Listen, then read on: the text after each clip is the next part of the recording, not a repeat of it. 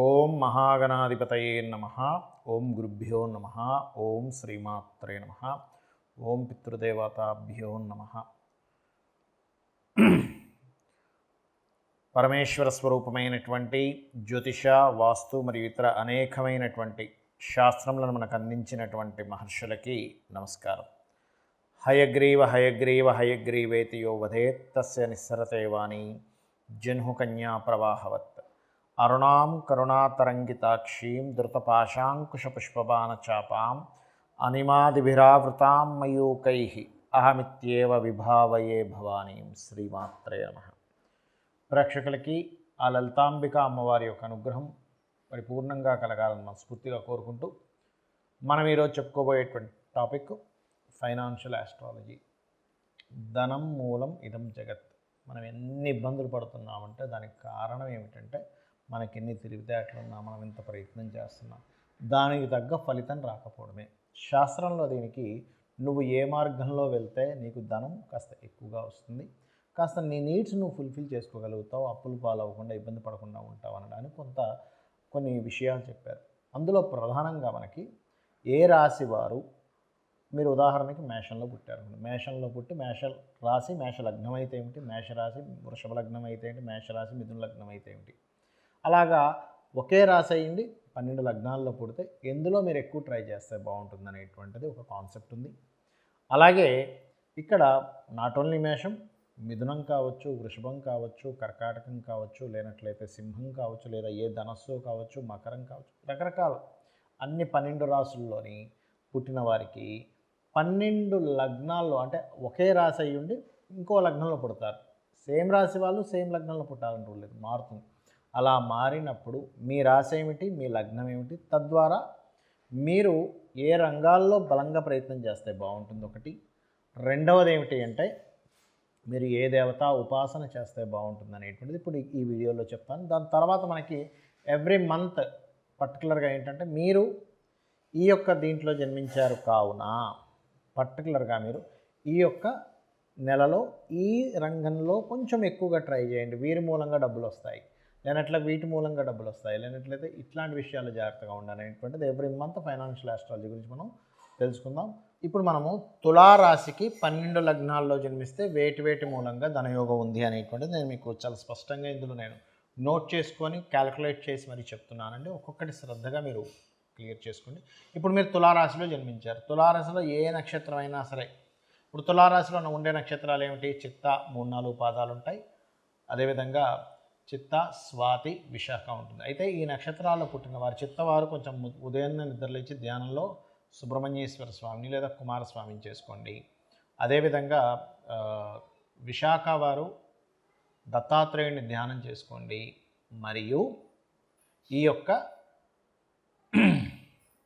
మన స్వాతి నక్షత్రం వారు పర్టికులర్గా అమ్మవారిని ధ్యానం చేసుకోండి, దుర్గాదేవిని. ఎందుకంటే మన ధనం మన మనసు, మన యొక్క ఆలోచన విధానం, మన స్థిరత్వం మీద ఆధారపడుతుంది. ధ్యానం వల్ల స్థిరత్వం వస్తుంది. అదేవిధంగా ఈ రాశి వాళ్ళందరూ కూడా ముఖ్యంగా గుర్తుపెట్టుకోండి, ఈ రాశి వాళ్ళందరూ కూడా ఏ లగ్నం బట్టి ఏ మూలంగా ధనయోగం వస్తుందని చెప్తాను. తులారాశిలో జన్మించారు, బట్ మేష లగ్నంలో జన్మించారు. లగ్నం వేరు, రాశి వేరు, మీకు క్లారిటీ రావాలి. ఫస్ట్ మేష లగ్నంలో తులారాశిలో జన్మించారు. మీకు సర్వీస్ ఓరియంటెడ్ లేదా విదేశాలకు వెళ్ళడం ద్వారా, లేనట్లయితే మీకు ఏదైనా టీచింగ్ ట్రైనింగ్స్ లేదా బ్యాంకింగ్ సెక్టార్స్, ఫైనాన్షియల్ సెక్టార్స్ మూలంగా మీకు ధనయోగం ఎక్కువగా ఉంటుంది. ఇది గుర్తుపెట్టుకోండి. అదేవిధంగా తులారాశిలో జన్మించారు, బట్ మీరు వృషభ లగ్నంలో జన్మించారు, మేషం కాదు. ఇప్పుడు వృషభంలో జన్మించారు అనుకోండి, బిజినెస్ రిలేటెడ్ ధనయోగం మూలంగా, బిజినెస్ రిలేటెడ్ వాటి మూలంగా, లేదా కమ్యూనికేషన్స్, అడ్వర్టైజ్మెంట్, మీడియేటింగ్ ద్వారా డబ్బులు వస్తాయి. అయితే ఇక్కడ బిజినెస్ అనే సెక్టార్ మనం ఆలోచించినప్పుడు మీ జన్మ జాతకంలో పర్టికులర్గా మీ జాతకంలో ఒకవేళ బిజినెస్ యోగం ఉందా లేదా, ఉంటే ఏ మార్గంలో ఉంది, ఇది క్లియర్ చేసుకోవాలి. అదేవిధంగా తులాలగ్నము తులారాశి మిథున లగ్నంలో జన్మించారు. రాశి తుల ఇది మారదు. ఈ మొత్తం వీడియోలో రాశి తుల ఇది మారదు, బట్ లగ్నాలు మారుతూ ఉంటాయి. మేషం అయిపోయింది, వృషభం అయిపోయింది, ఇప్పుడు మిథునంలో జన్మిస్తే కూడా మిథునానికి సహజంగానే తెలివితేటలు ఎక్కువగా ఉంటాయి. సో అలా తెలివితేటలు ఉన్నటువంటి ఈ జాతకానికి ఎక్కువగా ఈ క్రియేటివ్ రిలేటెడ్ వాటి మూలంగా, లేకపోతే బిజినెస్ డీల్స్ మూలంగా అద్భుతమైన ధనయోగం వస్తుంది. బట్ మీడియేటింగ్ అండ్ కన్సల్టెన్సీస్, లేనట్లయితే ఎనీథింగ్ అడ్వర్టైజ్మెంట్స్, బట్ మీరేంటి మీ ధనయోగం బిజినెస్ మూలంగా ఉందా లేదా మీ పర్సనల్ చార్ట్లో చెక్ చేసుకోండి క్లియర్గా. ఎందులో ఉంది ఇక్కడ ఏంటంటే బిజినెస్లో రాణిస్తారండి. ఏ బిజినెస్లో రాణిస్తారు? సర్వీసెసా లేకపోతే ఇట్లాగా ఏంటనేది మీరు పర్టికులర్ క్లారిటీ తెలుసుకోవాలి. అండ్ అదేవిధంగా తులాలగ్నం కర్కాటక రాశి, ఇక్కడ కూడా మీకు పర్టికులర్గా మీకు ఇచ్చేటువంటి ఫలితం ఏమిటి ఇక్కడ అని చెప్పి చూసుకున్నట్లయితే ఇవి కూడా మీకు ఇచ్చే ఫలితాలు పర్టికులర్గా మీకు సర్వీస్ ఓరియంటెడ్ ఇస్తాయి. అందులో ప్రధానంగా టీచింగ్స్, గైడింగ్స్, కోర్టులు, లాయర్స్, జడ్జెస్, న్యాయ సంబంధించిన, భక్తి సంబంధించిన, స్పిరిచువల్ రిలేటెడ్ మూలంగా ధనయోగం వస్తుంది. ఇక్కడ స్పిరిచువల్ రిలేటెడ్ ధనయోగం ఏంటంటే అది వస్తుందా? వస్తుంది. పురోహితుడికి రావట్లేదా? పాస్టర్కి రావట్లేదా? లేకపోతే ఒక మొహమ్మదీ మన దీంట్లో వాళ్ళు ఉంటుంది కదా, వాళ్ళ వృత్తి అది, ఆ రకంగా రావట్లేదా? లేకపోతే పూజలు పునస్కారాలు చేయించే వాళ్ళకి, లేకపోతే పూజా సామాగ్రి స్టోర్స్ పెట్టుకుంటారు, లేకపోతే విగ్రహాలు అమ్ముతుంటారు, రావట్లేదు, ఆ రూపంలో వస్తూ ఉంటుంది. అండ్ అదేవిధంగా మీరు తులాలగ్నము తులా రాశి సింహలగ్నం అనుకోండి, భూమి మూలంగా ధనం వస్తుందండి, ల్యాండ్స్ మూలంగా ధనం వస్తుంది, మైన్స్ మూలంగా ధనం వస్తుంది, మిషనరీస్ మూలంగా ధనం వస్తుంది,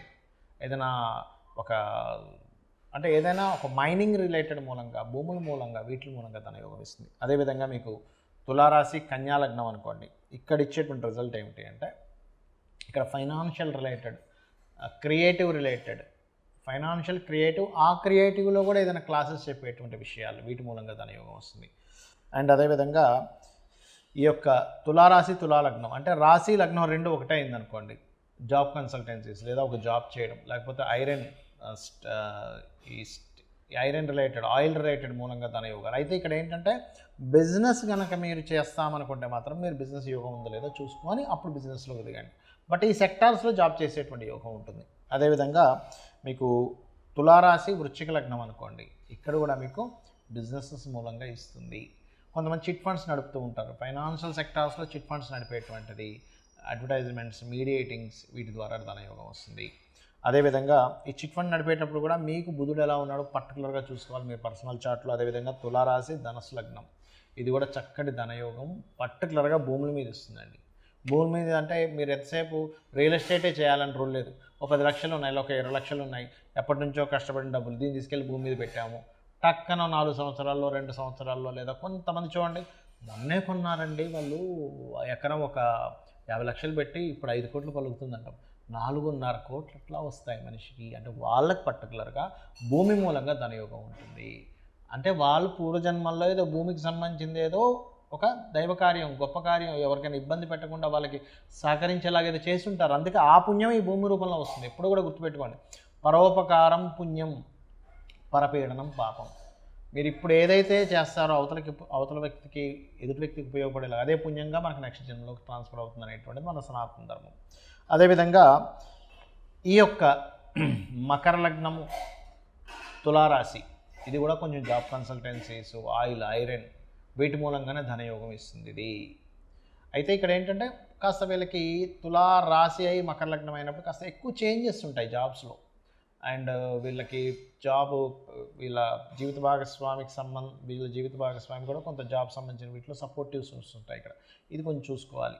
అండ్ అలాగే తులా రాశి కుంభలగ్నం అనుకోండి, financial sectors, construction related, real estate related, cabs, లేకపోతే ట్రాన్స్పోర్ట్ రిలేటెడ్, ఇంకా చాలా ఉంటాయి. బట్ ఇది ఇంకా మీ పర్సనల్ చార్ట్లో ఉంటుంది, బట్ నేను ఇక్కడ కొన్ని చెప్తున్నాను. అదేవిధంగా మీకు తులారాశి మీనలగ్నం ఆఖరిది, ఇక్కడ కూడా మీకు ధనయోగం అనేటువంటిది మైనింగ్ అండ్ అదేవిధంగా రియల్ ఎస్టేట్, లేకపోతే ఏదైనా రీసెర్చ్ రిలేటెడ్ సంబంధించినవి, లేకపోతే ఫార్మా రిలేటెడ్ సంబంధించినవి, ఇట్లాంటి వాటి మూలంగా మీకు ధనయోగం అనేటువంటిది ఉంటుంది. అయితే మీరు రెగ్యులర్గా గుర్తుపెట్టుకోండి, ఒక్కొక్క రాశి వారు కూడా అంటే ఒక్కొక్క లగ్నం వారు కూడా మీరు ధనయోగం రావాలంటే, ఉదాహరణకి మేషంలో పుట్టారు, ఈ తులారాశి మేషంలో పుట్టారు, దత్తాత్రేయుణ్ణి, వృషభంలో పుట్టారు విష్ణువుని, అదేవిధంగా మిథునంలో పుట్టారు విష్ణువుని, లగ్నం నేను చెప్తున్నాను బాగా అర్థం చేసుకోండి. అదేవిధంగా కర్కాటకంలో పుట్టారు దత్తాత్రేయుణ్ణి లేదా మన దక్షిణామూర్తిని, లేనట్లయితే మీరు సింహంలో జన్మించారు కుమారస్వామిని, నేను చెప్పేది లగ్నం అంటే నాటు రాశి, కన్యలో జన్మించారు అమ్మవారు లక్ష్మీ అమ్మవారిని, వృశ్చికంలో జన్మించారు అంటే వృశ్చికము రాశి లగ్నం రెండో ఒకటే అనుకోండి, అప్పుడు వెంకటేశ్వర స్వామిని, అదేవిధంగా మన తులలో జన్మిస్తే వెంకటేశ్వర స్వామిని, వృశ్చికంలో జన్మిస్తే విష్ణువుని, అదేవిధంగా ధనస్సులో జన్మిస్తే సుబ్రహ్మణ్యేశ్వర స్వామిని, మకరంలో జన్మిస్తే వెంకటేశ్వర స్వామిని, కుంభంలో జన్మిస్తే అమ్మవారిని, మరియు మీనంలో జన్మిస్తే సుబ్రహ్మణ్యేశ్వర స్వామిని ఎంత ఆరాధిస్తుంది. నేను చెప్పినవన్నీ రాశికి లగ్నం, ఈ లగ్నాల్లో జన్మిస్తే ఆరాధించండి అనే విధానం మీకు బాగుంటుంది.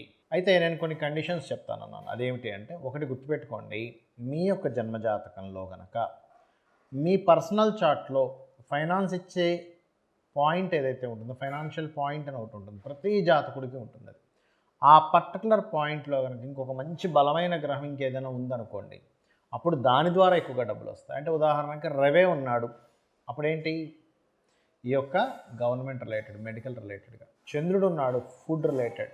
అంటే ఇంకా చాలా ఉంటాయి, ఫుడ్, కంప్యూటర్స్, వాటరు, ట్రావెలింగ్స్, ఇట్లా చాలా ఉంటాయి. అంటే ఉదాహరణ చెప్తున్నాను నేను మీకు. గురువు ఉన్నాడు, ఎనీథింగ్ కన్సల్టెన్సీస్, టీచింగ్ రిలేటెడ్, అట్లా. అంటే అక్కడ ఏ ప్లానెట్ ఉంది ఇస్ ఆల్సో మోస్ట్ ఇంపార్టెంట్. ఒక్కొక్కసారి మీ జన్మజాతకంలో అక్కడ ఏ ప్లానెట్ ఆపుతుందో కూడా చూసుకోవాలి. అప్పుడు దానికి సంబంధించిన దానం ఇవ్వడం, దానికి సంబంధించిన స్తోత్రం చేసుకోండి. అలాగే మీకు నడుస్తున్న మహాదశ ఏమైనా మీ యొక్క ధనయోగాన్ని నెగేట్ చేస్తుందా ఈజ్ ఆల్సో మోస్ట్ ఇంపార్టెంట్. ఇప్పుడున్నటువంటి గోచారం ఏమైనా మీ ధనయోగాన్ని ఆపుతుందా ఈజ్ ఆల్సో మోస్ట్ ఇంపార్టెంట్. ఇవి మీ పర్సనల్ చార్ట్లో ఉండే కాంబినేషన్స్ని బట్టి అవి అక్కడ చూపిస్తుంటాయి ప్రభావం అనేటువంటిది. లేదా మీకు ఒక మార్గంలో ధనం వచ్చే యోగం ఉంటే మీరు ఇంకో మార్గంలో ట్రై చేస్తూ ఉంటారు. ఎందుకంటే దానికి కనెక్ట్ అవ్వదు. అంటే ఎలా అంటే, చిన్న ఉదాహరణ చెప్తాను చూడండి. మన దగ్గర ఒక చెక్ ఉంది, ఈ చెక్ తీసుకెళ్ళి మనం పోస్ట్ ఆఫీస్లోకి వెళ్ళాం, బ్యాంక్కి వెళ్ళాల్సిన పోస్ట్ ఆఫీస్కి వెళ్ళి నాకు డబ్బులు కావాలన్నా వాడు ఇవ్వడు. లేదా మీకు ఐసిఐసిఐలో బ్యాంక్ అకౌంట్ ఉంటే మీరు వెళ్ళి కోటక్ మహేంద్రలో అడుగుతుంటారు, ఇవ్వరు వాడు. ఎందుకు, ఇది నా బ్యాంక్కి సంబంధించింది కాదు, మీరు ఐసిఐసిఐకి వెళ్ళండి అంటాడు. అలాగే సేమ్ యాజ్ ఇట్ ఈజ్ మన జన్మ జాతకంలో అసలు మనకి వేటి మూలంగా ధనయోగం ఉంది. ఇప్పుడు ఏదైనా గోచారం కానీ, మహాదశ లేదా అంతర్దశ కానీ దాన్ని ఆపుతున్నాయా, అంటే బ్రేక్ చేస్తున్నాయా, డైవర్ట్ చేస్తున్నాయా, మనం సరైనటువంటి రూట్లో ఉన్నామా లేదా. అదేవిధంగా మరొక విషయం ఏంటంటే, ఇక్కడ మనము చేసే ప్రయత్నాల్లో ఏ దేవతను ఉపాసించాలో పర్టికులర్ విషయానికి ఆ దేవతను పర్టికులర్గా ఉపాసిస్తున్నామా లేదా ఈజ్ మోస్ట్ ఇంపార్టెంట్. ఇవి చూసుకొని మీరు ఆ లలితాంబిక అమ్మవారి యొక్క అనుగ్రహంతో, ఆ పితృదేవతల అనుగ్రహంతో మీరు పరిపూర్ణమైనటువంటి ధనయోగం పొందాలని మనస్ఫూర్తి కోరుకుంటూ శ్రీమాత్రే నమః.